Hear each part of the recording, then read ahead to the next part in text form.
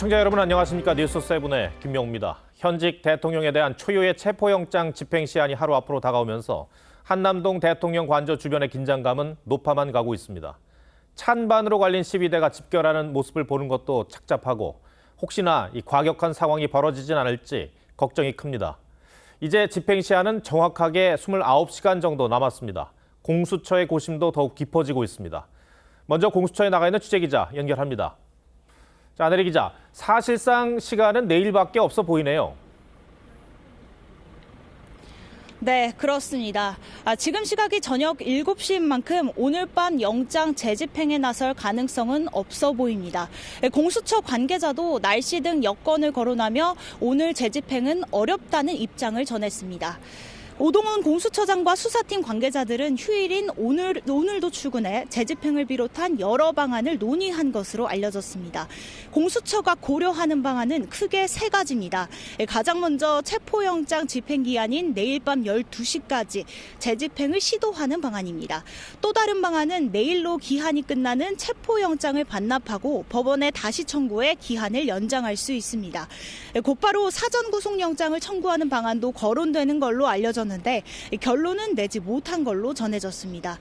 원칙적으로는 기한 내에 집행을 재시도하는 게 맞지만 윤 대통령 측이 불법 체포라며 계속 반발하는 상황입니다. 경호처도 계속 협조하지 않을 것으로 보여 1차 시도 때와 여건이 달라지지 않는 상태라는 게 가장 큰 걸림돌입니다. 앞서 공수처는 최상목 대통령 권한대행에게 경호처의 협조를 지휘할 것을 요구하는 공문을 보냈는데 지금까지 별도 회신이 오지 않은 상태입니다. 공수처는 지난 3일 새벽 6시부터 집행을 위해 움직였는데 현재까지는 내일 새벽 수사팀 호출은 없는 걸로 전해졌습니다. 과천 공수처 청사에서 TV조선 안혜리입니다. 윤석열 대통령 측은 공수처 조사에는 응할 뜻이 없다는 점을 재확인했습니다.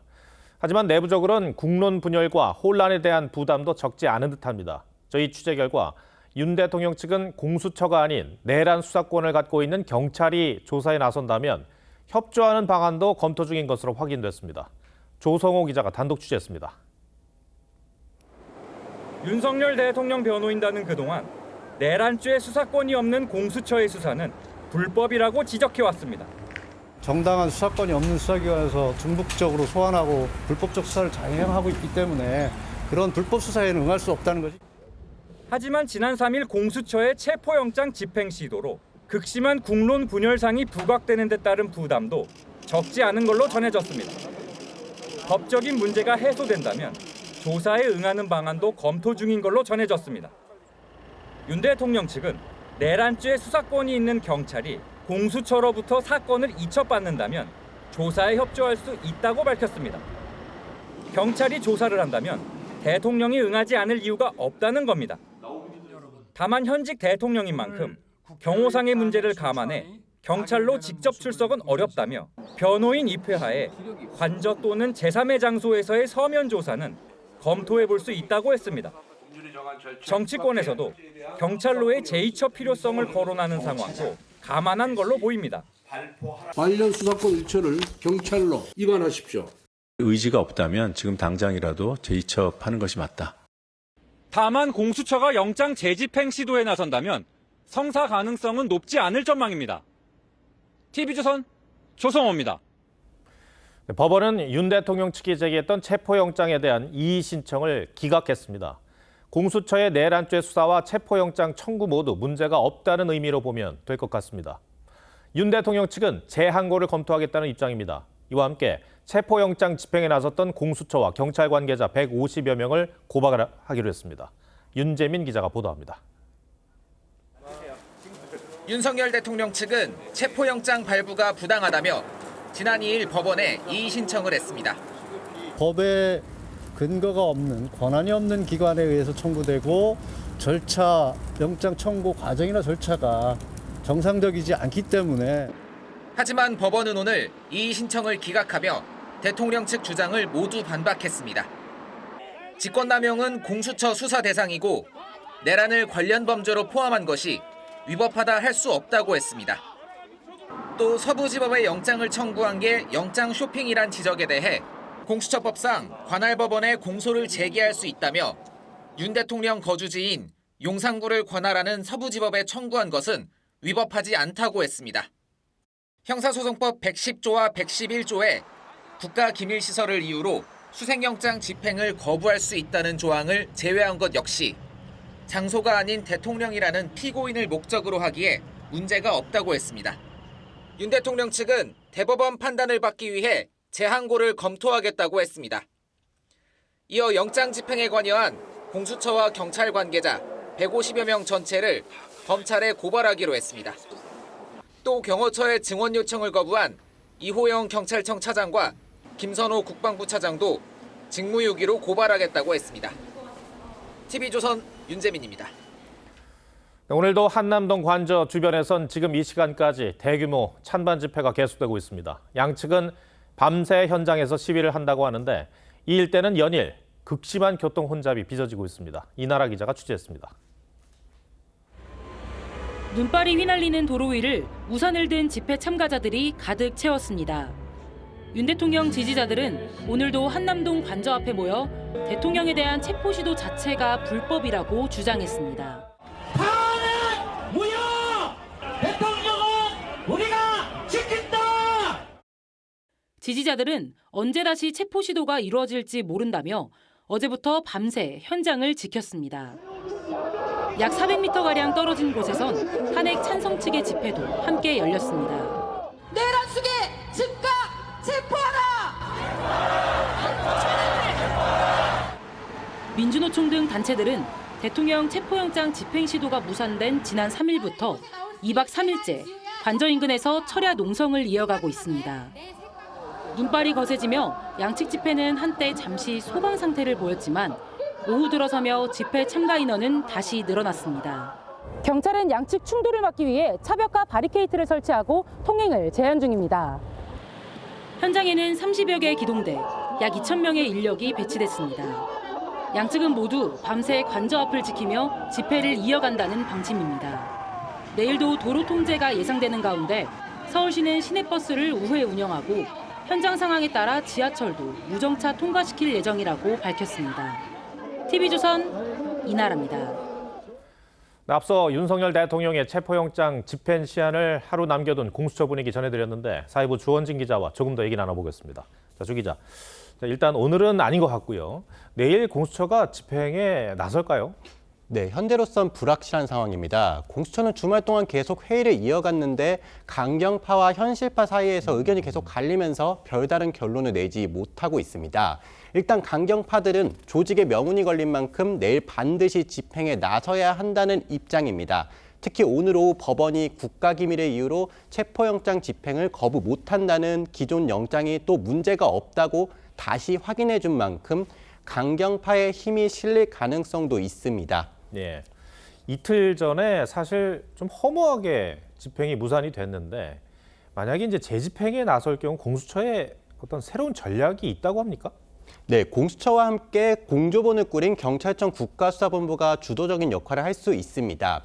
경찰은 지난 3일 집행 때도 박종준 경호처장과 김성훈 경호처 차장을 공무집행방해 혐의 현행범으로 체포하려고 했지만 공수처 검사들의 만류로 일단 보류했습니다.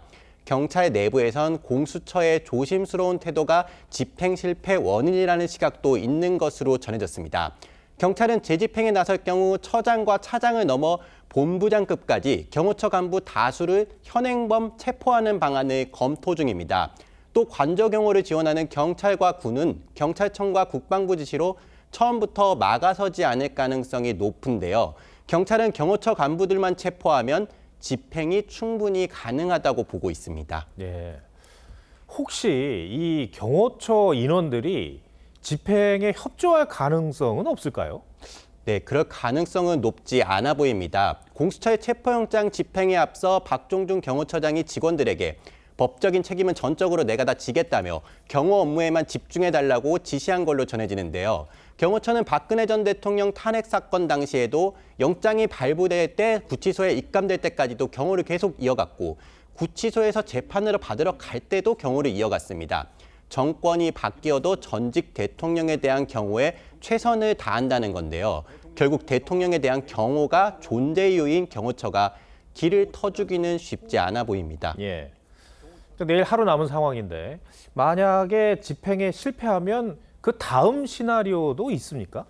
네, 공수처에서도 현시파에 속하는 사람들은 차라리 사전 구속영장을 청구하는 방안을 주장 중입니다. 이미 김용현 전 국방부 장관, 조지호 전 경찰청장 등 이 사건에 두축이 되는 군과 경찰 최고의 관계자 조사도 마친 만큼 윤 대통령 조사 없이도 구속영장을 칠 수 있다고 보는 겁니다. 윤 대통령 측이 영장심사에는 출석할 수 있다고 한 만큼 법정에서 정면 승부를 해볼 수 있는 겁니다. 우리는 법정에서 그 영장 실시심사를 다 받을 거고 구속영장이든 집행에 대해서는 다 받고 다 밝힐 겁니다. 네, 다만 구속영장이 기각될 경우 수사 동력을 완전히 상실할 수도 있어 차라리 발부 가능성이 좀 높은 체포영장을 다시 받는 방안도 검토 중입니다. 네, 알겠습니다. 조원기 기자, 잘 들었습니다.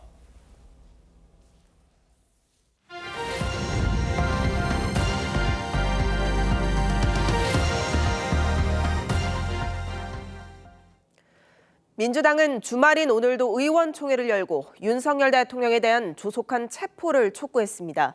이틀 전 체포영장 집행 당시 대통령 경호처장이 실탄 발포를 명령했다고 주장했는데 구체적 증거는 없었습니다. 경호처장은 이례적으로 영상 메시지를 내고 터무니없는 주장이라고 반박했습니다. 신경희 기자입니다. 민주당 윤석열 내란 진상조사단은 기자회견을 열고 박종준 대통령 경호처장이 지난 3일 공수처의 체포영장 집행 시도 당시 실탄을 쏘라고 명령했다는 제보를 받았다고 주장했습니다. 박종준 경호처장으로부터 몸싸움에서 밀릴 경우 공포탄을 쏘고 안 되면 실탄도 발포하라라는 명령이 하달되었다는 것입니다. 실탄 발포 지시의 구체적 증거는 공개하지 않았습니다. 박찬대 원내대표는 최상목 대통령 권한대행에게 경호처 간부들의 해임을 촉구했습니다. 박종준 경호처장, 김성훈 경호차장, 이광우 경호본부장이 광적으로 경호처 직원들을 압박하고 있다고 합니다. 5시간 뒤 박 처장은 야당의 주장을 정면 반박했습니다. 실탄 발포라는 터무니없는 주장에 참담한 심정이라며 이례적으로 직접 카메라 앞에 서서 입장을 밝혔습니다. 실탄을 장전하여 발포하라고 했다는 터무니없는 주장까지 난무하고 있습니다. 참담하고 안타까운 마음을 금할 수가 없습니다. 공수처의 내란죄 수사에 대한 적법성 논란이 남아있다며 대통령 체포에 응하는 건 경호처의 직무유기라고도 했습니다. 만약 이러한 판단에 오류가 있다면 저는 어떠한 사법적 책임도 감수하겠습니다. 박 처장은 공수처를 향해선 국가기관끼리 충돌하는 불행한 모습을 국민들께 더 이상 보여드려서는 안 된다고 했습니다. TV조선 신경입니다. 공수처의 체포영장 집행 당시 경호처장의 지휘를 받아야 할 경호처 파견 군 경찰 인력은 이 처장의 지시를 따르지 않았습니다. 추후 직권남용이 될 수 있다는 자체 판단에 따른 건데 특히 경찰의 경우 대통령 권한대행의 요구에도 응하지 않았습니다. 무정부 상태에 가까운 것 아니냐는 자조 섞인 한탄이 나왔습니다. 이채현 기자입니다. 공수처가 윤석열 대통령에 대한 체포영장 집행을 시도했던 지난 3일. 경호처는 경찰 101-202 경비단과 군 수도방위사령부 55 경비단의 지원을 요청했습니다. 모두 경호처에 파견돼 경호처장의 지휘를 받습니다. 하지만 경찰 인력들은 요청에 응하지 않았는데 체포영장을 막아서면 추후 직권남용이 될 수 있다는 내부 이야기도 있던 걸로 전해졌습니다. 이를 보고받은 최상목 권한대행도 협조를 요청했지만 역시 응하지 않았습니다. 수방사 55 경비단도 현장에 투입되지 않았는데 군도 경호법상 특정 지역을 경계하는 게 군의 역할이어서 체포영장은 못 막는다고 결론 낸 걸로 알려졌습니다. 국방부와 경찰 모두 계엄 사태와 관련해 조직의 수장이 없는 상황으로 내부에서 자체적으로 판단한 겁니다. 정부 안팎에선 국가 주요 기관들이 자체 판단에 따라 행동하는 상황을 두고 준무정부 상태 같다는 지적이 나옵니다. 지휘 체계까지 지금 엄청난 동요가 일어나고 있거든요. 도발 사태가 발생한다면은 그 연장선상에서도 혼란과 혼선은 피할 수가 없거든요. 한 외교 소식통은 이런 상황에서 연평해전이나 천안함 사태 같은 북한의 대형 도발이 벌어질 경우 큰 위기에 처할 수 있다고 우려했습니다. TV조선 이채연입니다. 국회 탄핵소추단이 윤석열 대통령 탄핵소추안에서 내란죄 부분을 철회하기로 한 걸 두고 국민의힘이 권한쟁의 심판을 청구하는 방안도 검토 중인 걸로 알려졌습니다. 탄핵소추단장인 정청래 법사위원장에게 탄핵소추 사유를 변경할 권한이 있는지를 따져보겠다는 건데요. 8년 전 권성동 탄핵소추위원장 당시 비슷한 사례가 있었다는 점은 부담입니다. 박한솔 기자가 단독 취재했습니다. 국민의힘은 탄핵소추안에서 핵심인 내란죄를 뺀다면 헌법재판소는 이를 각하하고 국회에선 재의결해야 한다고 주장했습니다. 민주당은 이번 사기 탄핵에 대해 국민 앞에 사과하고 탄핵안을 재의결하기 바랍니다. 당내에선 권한쟁의 심판 카드도 검토하고 있습니다. 주진우 법률위원장은 TV조선과의 통화에서 국회 탄핵소추단장인 정청래 법사위원장에 대한 권한쟁의 심판 청구 방안도 검토하고 있다며 헌재가 내란죄 철회를 수용하면 청구 여부를 결정할 것이라고 했습니다. 정 위원장에게 탄핵소추 사유 변경 권한이 있는지 따져볼 필요가 있다는 겁니다. 국민의힘은 또 지난 윤 대통령 규탄 집회 행진에서 대치하던 경찰에 무전기를 던져 다치게 한 민주노총 조합원들에 대한 강력한 처벌을 경찰에 촉구했습니다. 사회 혼란을 부추기는 불법 행위 뒤에 남는 것은 국민적 분노이며 결국 민노총은 사회악으로 평가될 것입니다. 침묵하고 있는 민주당을 향해선 공당으로서 자격이 없다고 비판했습니다. 어제 경찰에 체포된 민노총 조합원들은 오늘 조사를 마치고 귀가했는데 민노총은 경찰이 위법적으로 가로막았고 조합원도 부상을 입었다고 밝혔습니다. TV조선 박한솔입니다. 헌법재판소는 재판관 8인 체제 구성 뒤 처음으로 내일 재판관 회의를 엽니다. 앞으로 5차례 탄핵심판 변론 기일이 예정돼 있는데 윤 대통령은 적정한 기일에 직접 출석해 진술하겠다는 뜻을 밝힌 것으로 알려졌습니다. 김도형 기자가 보도합니다. 헌법재판소는 지난달 재판관 9명 중 3명이 공석인 상태로 국회 윤석열 대통령 탄핵소추 의결서를 받았습니다. 재판관 6명으로 선고할 수 있는지 논란 속에 재판관 회의를 이어왔습니다. 혹시 어제 6인 선고 가능한지 여부 혹시 결정된 게 있을까요? 아니요, 결정되지 않았습니다. 지난 1일 정계선 조한창 신임 재판관이 취임하면서 내일 처음으로 8인 재판관 회의가 열립니다. 지난 3일 준비 기일에 국회 측이 탄핵소추 의결서에 있는 내란죄의 헌법과 형법 위반 중 형법 위반을 철회한다는 주장에 대해 논의할 것으로 보입니다. 윤 대통령 측은 국회 재의결이 필요한 사안이라며 반발했습니다. 어떻게 볼지는 저희가 판단할 부분이고 저희가 판단할 때 곤란하다, 안 된다라고 하면 저희가 뺍니다. 윤 대통령 탄핵 심판 첫 변론 기일은 오는 14일인데 다음 달 4일까지 모두 5차례 잡혀 있습니다. 윤 대통령 측은 적정한 기일에 출석해 의견을 밝힐 예정이라며 윤 대통령의 직접 변론을 공식화했습니다. 윤 대통령이 직접 출석하면 탄핵 심판정에서는 첫 현직 대통령이 됩니다.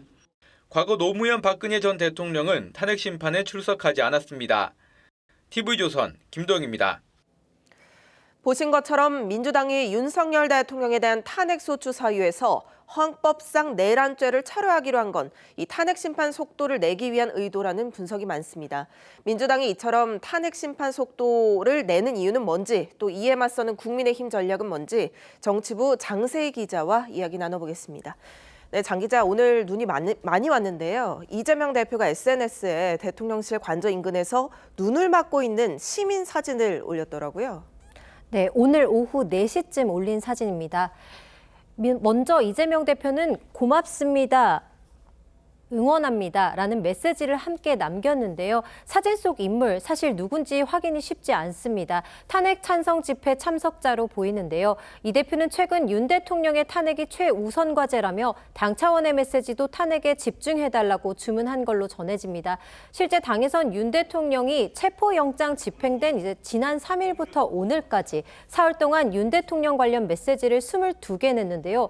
주로 공수처를 향해 2차 영장 집행에 나설 것을 촉구하는 내용과 탄핵소추 사유에서 내란죄 삭제를 정당성을 이제 설명하는 내용들이 대부분이었습니다. 네, 민주당에서는 2월 말이면 그러니까 다음 달이면 이 탄핵 심판 절차 마무리할 수 있다 이런 얘기도 나온다고요? 네, 민주당 탄핵소추단의 이제 내부 판단입니다. 네. 헌재는 오는 14일부터 내달 4일까지 5차례의 변론 기일이 이미 확정했는데 이런 속도라면 2월 말 전 헌재 결정도 가능하다는 겁니다. 이번 사건보다 구조가 복잡하고 연루된 인사가 많았던 박근혜 전 대통령 탄핵 심판은 17차 변론에서 마무리된 바 있습니다. 이번엔 10회 변론이면 마무리할 수 있다는 게 민주당의 입장인데 주 2회꼴로 5주간 재판을 진행한다면 가능한 시간표라는 겁니다. 앞서 설명드린 대로 형법상 내란죄를 뺀 것도 속도전을 위한 걸로 봐야 하는데요. 과도한 증인 채택을 방지하는 동시에 증거 채택을 더 쉽게 할 수 있도록 하겠다는 겁니다. 네. 국민의힘은 권한쟁의 심판까지 검토한다고 저희가 단독 취재해서 전해드렸는데 어떤 전략이 있는 겁니까? 무엇보다 이제 탄핵 소추에서 가장 중요했던 핵심 내란죄 삭제를 중대한 하자인 걸로 보고 있습니다. 탄핵 소추안의 재의결을 주장하는 것도 지금 이것 때문인데요. 일단은 여론전에 주력한 뒤 필요하면 정청래 위원장을 상대로 한 권한쟁의 심판도 청구하겠다는 겁니다. 당내에선 향후 헌법재판소가 내란죄를 핵심 사유로 국회를 통과한 탄핵 소추안에 대해 절차적 문제를 지적할 가능성도 있는 만큼 여론전을 통해서도 효과를 볼 수 있을 거란 기류도 있습니다. 네, 민주당이 이렇게 빨리 탄핵을 하려는 것에는 이재명 대표 사법 리스크 때문이다라는 게 여당의 시각이에요. 네, 맞습니다. 당장 오는 23일에 공직선거법 위반 사건 2심 재판이 이제 재개됩니다. 이 대표는 변호인도 선임하지 않았고 항소심의 시작인 소송 기록 접수 통지서도 이제 3차례 전달 시도 만에 수령했습니다. 재판 고의 지연 지적이 이어지자 재판부가 지난달 23일 직접 나서서 국선 변호인을 선정하고 별도의 준비 기일을 잡지 않고 공판 기일부터 진행하는 등 속도를 내는 모습입니다. 이르면 다음 달쯤 2심 선고가 나올 수 있다는 예상도 나오는데 만약 2심에서도 피선거권 박탈형이 나오면 전국 분위기가 반전될 수 있기 때문에 서둘러 조기 대선을 확정지어야 한다고 판단하는 듯합니다. 네, 탄핵 절차를 어떻게든 빨리 끝내려는 야당 그리고 이를 막으려는 여당 대립이 앞으로 더 심해질 것 같습니다. 장 기자 잘 들었습니다.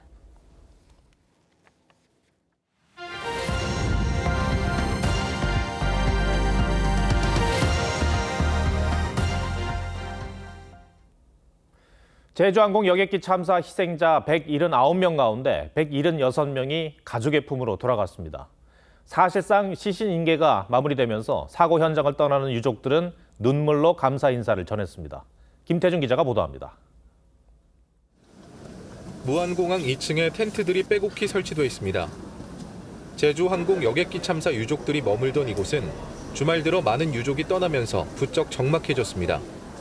딸과 사위, 손주를 잃었다는 유족은 그동안 함께해준 자원봉사자 여러분께 감사한 마음을 전하는 쪽지를 남겼습니다. 마지막 브리핑에 나선 유족 대표들도 당국 관계자들에게 감사 인사를 전하며 눈물을 보였습니다. 이분들께 유족을 대표해서 감사 인사드리겠습니다. 정말 감사합니다. 그리고 고맙습니다. 희생자 179명 중 3명을 제외한 176명이 오늘까지 유족에 인도됐습니다. 남은 3명도 종교적 절차로 내일 인도될 예정이라 사실상 모든 희생자가 참사 일주일 만에 가족에게 돌아갔습니다.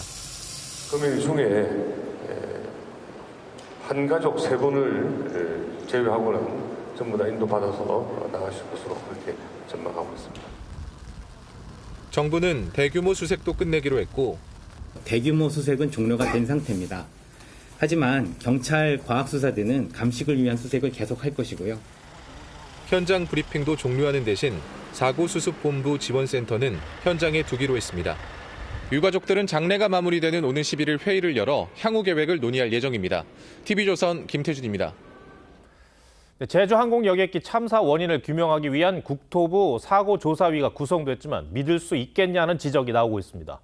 이런 상황에서 저희 취재 결과 이 조종사 노조 연맹이 참사 원인을 명확하게 규명하기 위해 국토부 사고조사위원회에 참여를 요청한 것으로 확인됐습니다. 사고조사위원회는 이들 요청에 답하지 않고 있습니다. 김창섭 기자가 단독 취재했습니다. 조종사 노동조합 연맹이 국토교통부 항공철도사고조사위원회에 사고 발생 5일째인 지난 2일 보낸 공문입니다. 사고조사의 공정성과 투명성을 위해 연맹 측이 추천하는 조종사 1명을 참관자로 조사에 참여하도록 요청한다는 내용입니다. 국토부 사고조사위는 회신하지 않고 있습니다. 많은 전문가들이 같이 하면 국토부의 조사 결과가 좀 더 객관적이고 공정하고 또 그 결과를 국민들이 모두 믿을 수 있지 않을까. 무안공항 사고 직후 조사에 착수한 사고조사위는 국토부 산하 조직으로 돼 있습니다. 이 때문에 조사위가 객관성과 독립성을 확보하지 못했다며 사고의 원인을 제대로 규명할 수 있겠냐는 불신의 목소리가 커지고 있습니다.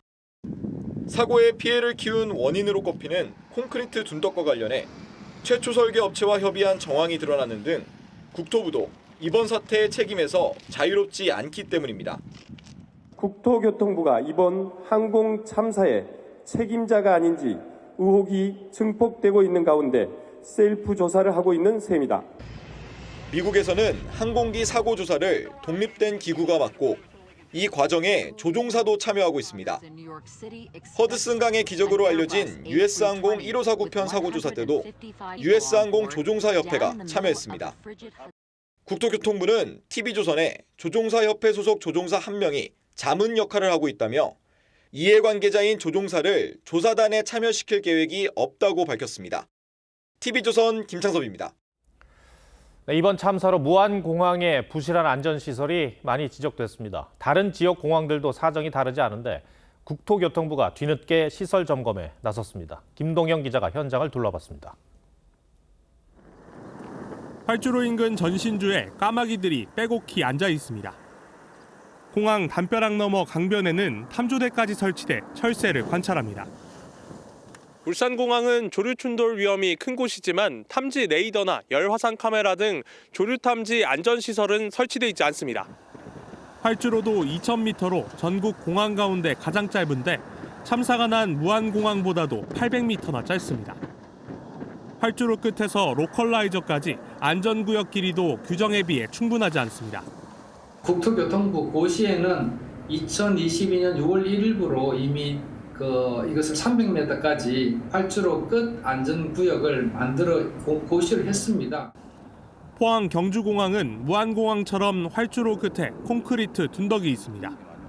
강원 양양공항은 인근 군공항 레이더로 관제를 합니다. 바람 등 날씨 영향을 많이 받는 곳인데도 자체 레이더가 없는 겁니다. 우리나라에 사람이 제일 많이 부는 공항인데 양양공항이 이 고경력 기장이 아니면 여기 올력을 안 합니다. 원주공항에는 비행기 재빙 처리 장비가 없습니다.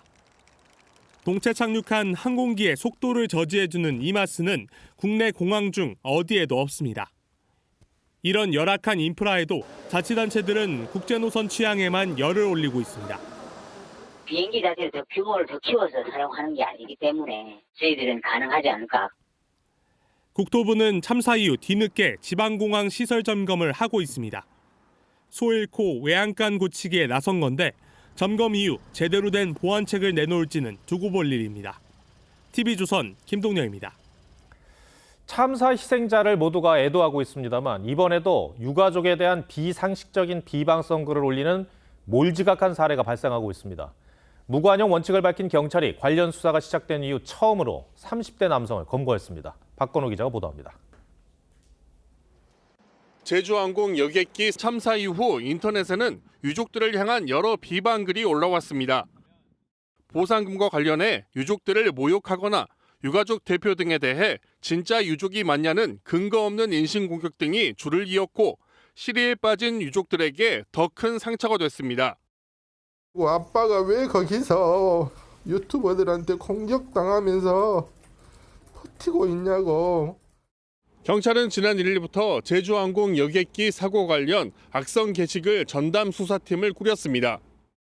이후 전국적으로 모두 86건에 달하는 비방글에 대해 수사에 나섰고 지속적으로 악성 댓글에 대해서는 철저히 수사해서 엄벌하겠다는 말씀드립니다. 특히 전남경찰청 사이버수사대는 지난달 31일 유가족에 대한 비방성 글을 올린 30대 남성을 처음으로 체포했습니다.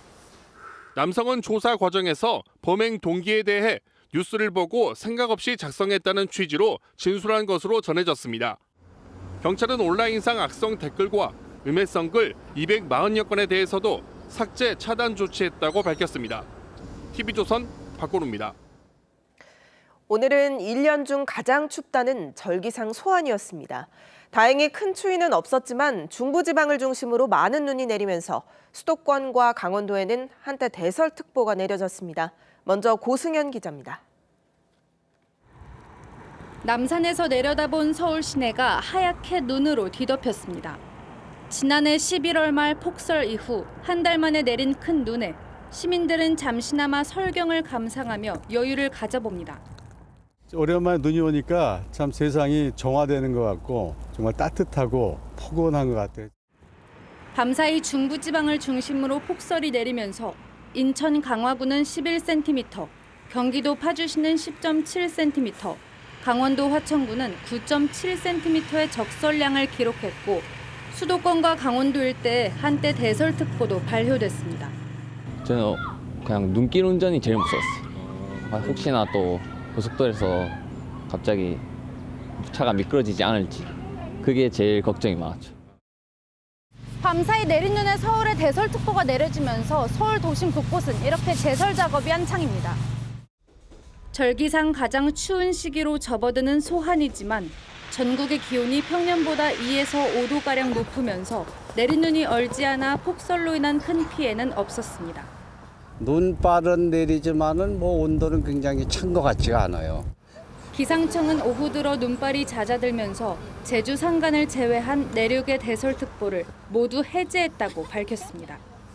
TV조선 고승현입니다. 눈은 내일 새벽까지 이어질 걸로 보입니다. 광화문 광장에 나가 있는 취재기자 연결해서 자세한 날씨 상황 알아보겠습니다. 임서인 기자, 지금은 눈이 잠시 멈춘 것 같네요. 네, 오늘 6.4cm의 폭설이 쏟아진 이곳 서울도 대부분 눈이 그친 상황인데요. 밤이 되면서 도로 곳곳은 쌓인 눈이 얼어 빙판길로 변하고 있습니다. 서울시는 인력 5,245명과 장비 1,493대를 투입해 제설 작업에 온 힘을 다하고 있는데요. 기상청은 이번 눈이 습기를 머금어 무거운 습설이라며 눈이 많이 내린 곳에서는 시설물 피해가 없도록 주의하라고 당부했습니다. 또 밤부터 기온이 떨어지며 빙판길과 도로 살얼음이 나타나는 곳이 있겠으니 안전에 유의하셔야겠습니다. 내일 아침 출근길이 걱정입니다. 눈이 얼마나 더 올 걸로 보이나요? 네, 기압골이 다시 다가오면서 일부 지역에서는 내일 새벽부터 아침 사이 또 한 차례 눈이 쏟아질 것으로 보입니다. 내일 오전까지 경기 동부에 최대 5cm, 강원 내륙 산지와 충북 북부에 최대 8cm의 눈이 더 내릴 전망입니다. 눈이 그친 뒤에는 강력한 한파가 찾아옵니다. 내일 낮부터 5km 상공에서 영하 30도 내외의 찬 공기가 내려오고 바람이 강하게 불기 때문인데요. 모레 최저기온이 서울 영하 6도, 철원 영하 12도까지 곤두박질 치겠고 9일 목요일 수은주가 이보다 3에서 4도가량 더 떨어져 한파가 절정에 이를 것으로 보입니다. 서울 광화문 광장에서 TV조선 임서인입니다. 오늘 새벽 서울 청계공구 상가에서 불이 나 60여 명이 긴급 대피했습니다. 서울 관악구에선 또다시 음주운전 차량이 사고를 내 한 명이 숨졌습니다. 주말 사건 사고 조윤정 기자가 보도합니다. 공구상가 건물 뒤로 불길이 치솟고 시커먼 연기가 뿜어져 나옵니다. 오늘 새벽 3시 10분쯤 서울 종로구 청계 공구상가에서 불이 났습니다. 불은 옆 건물까지 번져 창문이 깨지고 내부는 모두 불에 탔습니다. 소방당국은 장비 50여 대와 190여 명을 동원해 10시간 반 만에 불을 껐습니다. 주변에 약 30개의 공구상가가 밀집되어 있어가지고 화재 진화에 좀 어려움이 있었습니다. 새벽 시간이라 시장 안에 사람이 없어 인명피해는 없었지만 인근 호텔 투숙객 등 60여 명이 긴급 대피했습니다. 빠르게 달려오던 검은색 SUV 차량이 중앙 분리대를 들이받고 차선을 넘어갑니다. 어제 저녁 서울 관악구에서 40대 남성 A씨가 몰던 차량이 중앙선을 넘어 마주오던 승용차와 부딪혔습니다. 엔진이나 뭐 망가져서 뿌연히 힘이 났었어요. 그러고 나니까 저한테로 굴러왔어요. 피해 차량 운전자는 갈비뼈가 부러지고 70대 여성 동승자는 응급실로 옮겨졌지만 오늘 결국 숨졌습니다. 경찰은 A씨의 음주 상태를 확인했지만 급히 병원으로 옮겨지면서 정확한 음주 수치 측정을 위해 혈액 감정을 의뢰한 상태입니다. TV조선 조윤정입니다. 소득 상위 10%와 하위 10% 가구 간 소득 격차가 처음으로 연 2억 원을 넘어섰습니다. 경제 양극화는 더 심해지고 있지만 이 전국 혼란 속에 이를 해결하기 위한 정책은 실종된 상태입니다. 윤수아 기자가 보도합니다. 휴일을 맞은 서울 명동거리. 연초 대목이 무색할 만큼 손님 발길은 뚝 끊겨 상인들의 한숨이 늘었습니다. 그러니까 있는 사람들은 다 알아서 더 다 살겠지. 이렇게 없는 사람만 이렇게 맨날 죽어라 하루 벌어 하루 먹고 사는 사람은 더 힘든 거예요. 그 IMF보다 더 심각한 거예요. 물가는 치솟고 있지만 벌이는 그대로다 보니 씀씀이를 줄여도 주머니 사정은 늘 어렵기만 합니다. 최대한 소비 줄이려고 하고 그래서 돈을 버는 방식이랑 일을 하는 거에 있어서는 차이가. 지난해 상위 10% 가구의 연평균 소득은 1년 새 7% 가까이 늘어 2억 1천만 원을 넘어섰지만 하위 10%의 경우 1,019만 원에 그쳤습니다. 고소득자와 저소득자 간 소득 격차는 2억 32만 원으로 2017년 이후 최대치를 기록했습니다. 대기업과 중소기업 간의 임금 격차가 더 벌어진 데다 부동산을 비롯한 자산 양극화로 빈익빈 부익부가 심화되고 있는 겁니다. 이렇다 보니 하위 10%와 상위 10% 간 자산 격차는 15억 넘게 벌어진 걸로 조사됐습니다. 물가 상승세가 높기 때문에 실질 소득이 저소득층의 경우 감소하잖아요. 그럼 그 부족분을 메꾸는 방식 중에 하나가 부채에 의존하는 방식이에요. 그러다 보니까 자산 가치가 쪼그라드는 거죠. 양극화 대책 마련이 시급하지만 12.3 비상계엄 사태 이후 민생 현안이 뒷전으로 밀려나면서 소득 격차를 줄일 정책 마련조차 쉽지 않다는 지적이 나옵니다. TV조선 윤서아입니다. 네, 우리나라 수출의 1등 공신인 반도체 수출 지형도가 바뀌고 있습니다. 중국에 대한 수출 의존도가 낮아지고 미국과 대만으로의 비중이 늘고 있습니다. 트럼프 2기 행정부 출범을 앞두고 대비는 진행되고 있는지 박상현 기자가 짚어봤습니다.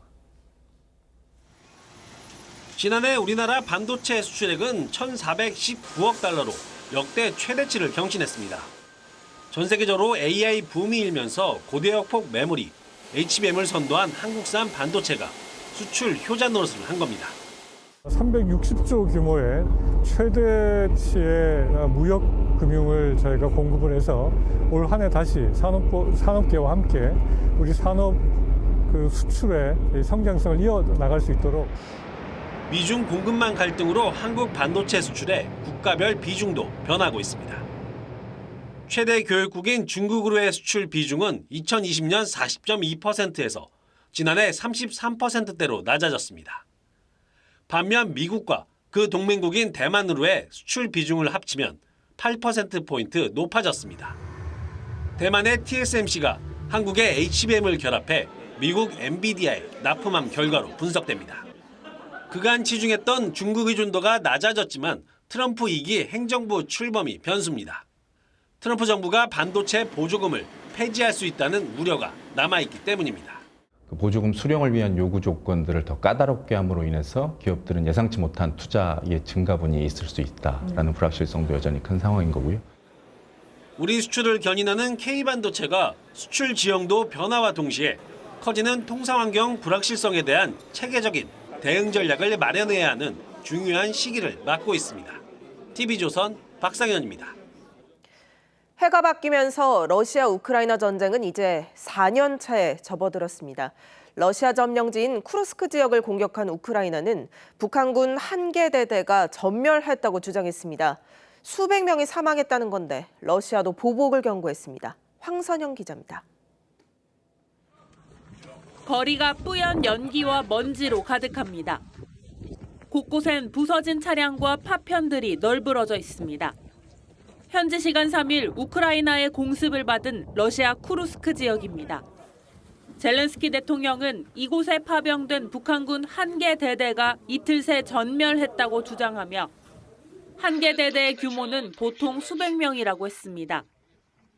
앞서 지난달 우크라이나는 북한군 사상자가 3,000명 이상이라고 주장했습니다. На Курщині російська армія втратила до батальйону піхоти північно-корейських солдатів і російських десантників. 군용 차량이 탄약을 실어 나르고 군인들은 포를 쏘기 위해 준비합니다. 러시아는 현지 시간 4일 우크라이나가 발사한 미국산 에이테크스 8기와 드론 72대를 격추했다고 밝혔습니다.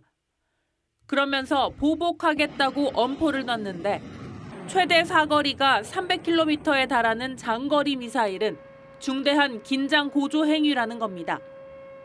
그러면서 우크라이나의 군 비행장 등을 공격했다고 맞불을 놨습니다.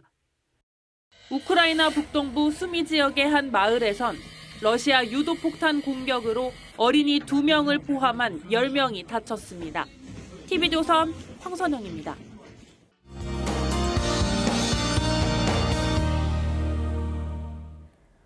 오늘 경북도 일대가 하얀 눈으로 뒤덮일 만큼 서울을 비롯한 중북부 지역을 중심으로 많은 눈이 내렸습니다. 내일 오전까지 곳곳으로 눈과 비가 이어지겠는데요. 강원과 경기 동부, 충북과 경북 북부에 1에서 5cm, 그 밖의 지역 1cm 안팎이 예상됩니다. 내일 출근길, 빙판길과 도로 살얼음을 주의하셔야겠습니다. 내일 전국의 공기질이 탁하겠습니다. 특히 서쪽 지역은 오전 한때 먼지 농도가 매우 나쁨 수준까지 치솟겠습니다. 일부 동해안 지역은 건조함이 지속되고 있습니다. 내일 전국에 바람도 강하게 불겠습니다. 내일 아침 기온은 서울과 청주가 2도로 출발하겠고요. 낮 기온은 서울이 4도, 광주가 7도 보일 텐데 바람으로 체감 온도는 더 낮겠습니다. 모레부터 충남과 호남에 많은 눈이 내리겠고요. 이후 전국에 매서운 한파가 찾아오겠습니다. 날씨였습니다. 새해가 밝았지만 마음이 무겁습니다. 나라 걱정하는 분들이 많으신데 우리 국민은 지도자 복이 참 없다고 한탄하는 목소리가 귓가에 남습니다. 대통령의 느닷없는 비상계엄 선포뿐 아니라 이후의 태도에 더 실망했다는 얘기입니다. 적어도 이 사람만큼은 위선적이지 않을 것이란 믿음이 깨진 겁니다.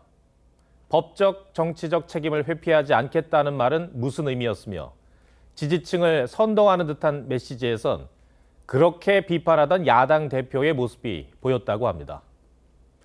그 야당 대표는 여권의 지리멸렬 속에 유력한 차기 대통령 주자로 떠올랐지만 법이 모두에게 평등하다는 원칙은 본인에게만 적용합니다. 대통령 탄핵은 밀어붙이고 자신의 재판은 어떻게 해서든 시간을 끕니다. 사법 리스크를 덮기 위해 조기 대선을 치러야 한다는 조급함을 많은 국민들은 의심하고 있습니다. 두 지도자의 내로남불이 똑같아 보이고 양 진영은 지지층만 바라보는 정치를 할 모양인가 봅니다. 이런 극도의 혼란상을 우리들은 한동안 감내해야 할 것 같습니다. 그래도 이 시련의 시간은 지나갈 것이고 비온 뒤 땅이 굳어지듯 더 단단한 대한민국으로 거듭나길 새해 소망합니다. 시청해주셔서 고맙습니다.